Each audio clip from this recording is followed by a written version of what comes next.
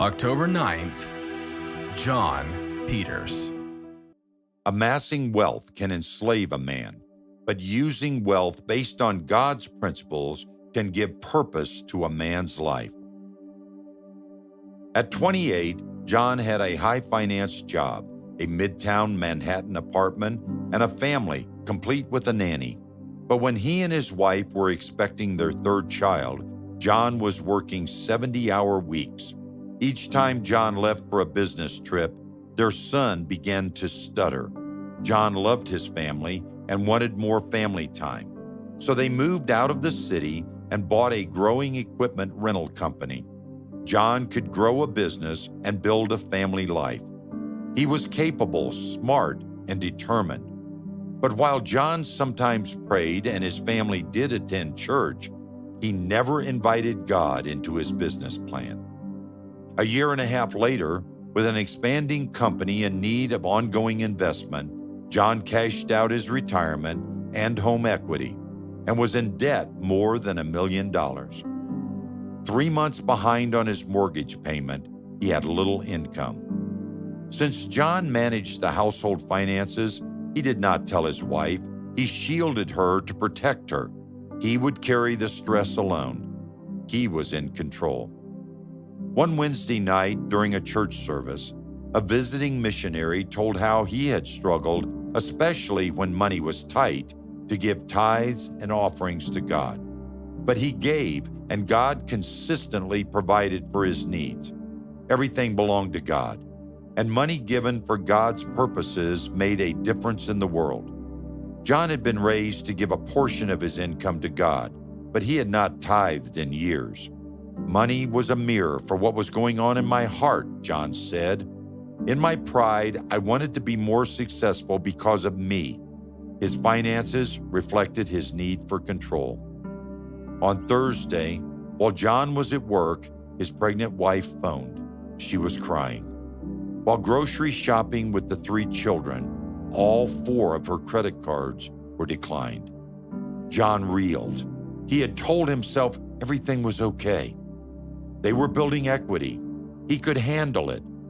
But now, the person he loved most could not even buy groceries. John was out of options. On Friday, John prayed, "I've been trying to do this myself.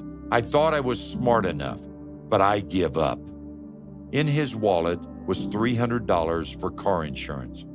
If he had been tithing, it was about the amount John would have given that month. John decided to give it to God. "I'm going to let you figure this out," he prayed. On Sunday, John gave all his cash. It was his way of saying God was in charge. On Monday morning, a man who had found John's company on the internet contacted him. When a deal had fallen through, the man was stuck with 1,000 units of used specialty equipment. Desperate to sell, the man offered them at a low price. John, who had always bought new, usually paid 10 times the amount. He had no idea this small niche existed. God had brought an opportunity that changed everything. Excited, John borrowed the money from his parents and purchased the equipment. In that market, his company became almost the only buyer of used equipment, and he never bought new again. Though the company's rental revenue per unit remained about the same, costs decreased by 92%. So as John's business grew, his finances quickly recovered. 16 years later, when the business sold for a significant profit, it had locations in 21 U.S. cities. Sales had increased by 27 times. John had not created wealth on his own. God had given him great opportunities. God tells us in Luke 12:48, "For everyone to whom much is given, from him much will be required." Financial obedience to God became his heartbeat. His family enjoyed wealth, and the wealth allowed them to give much. After the family spent 3 weeks with missionaries in the Philippines, they embraced a specific purpose. to equip and encourage missionaries. When John started his first business, he had worked for his own glory. But now, he says, God gets the glory because without him, we would have failed. If you hold a mirror to your finances, what do you see? Do you trust God with your finances, or are you in control?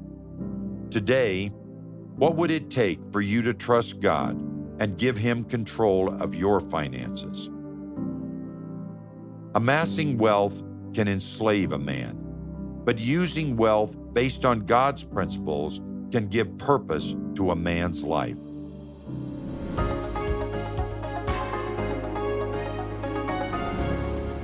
Amassing a lot of wealth can enslave a man. I don't know about you, but I don't like that idea of being enslaved. But I do like the idea of amassing a lot of wealth. Hey, 365 Christian men, my name is Mike Mott. Today's October 9th, and I'm coming to you from Jerusalem. See, God's principles for our finances. This is a big one for us, and lots of us stumble and trip up here. We see this in the story of John Peter today. It took him a while to understand God's principles. The real question is, why do we want to amass a lot of wealth? For most men, amassing lots of money has nothing to do with having lots of money. The real reason behind it for most of us is that we want to be in control. We want to be able to provide for ourselves, for our families. We want to make sure all of our bases are covered and that everything's going to work out, that we're going to have the things that we want and the things that we need, and that we're going to have comfort. This is the real reason behind amassing a lot of wealth. But God's Word gives us a completely different picture. The book of Hebrews, it tells us to keep ourselves free from the love of money, to be content with what we have. It doesn't tell us to keep ourselves free from money, but from the love of money, that desire to amass it and to build it up. And then God goes on to say there, because I, the Lord your God, will never leave you and I'll never forsake you. God, our Father, wants us to understand that he will provide for us, that he will cover all of our bases, that he will give us everything that we need, and lots of times gives us the things that we want as well. We see this in the book of John as well, where Jesus says, look at the flowers of the field and how well God takes care of them. If God takes such good care of these flowers, which are here today and then they're gone tomorrow, how much more is he going to take care of you, the ones that he loves, the ones that he's created? And this is God's heart behind his principles of finances. He doesn't care about our finances. He does care about our hearts. So when we give God our finances, we're giving him our hearts. It's a simple principle, but it's a hard one to learn. And so my challenge to us today, guys, are you willing to give God your finances? Give him your tithes. Open your pocketbook to help other people. Trust him to cover all of the bases. He will do it. There's no one that can provide like God. That's our challenge today, guys. Have a great day.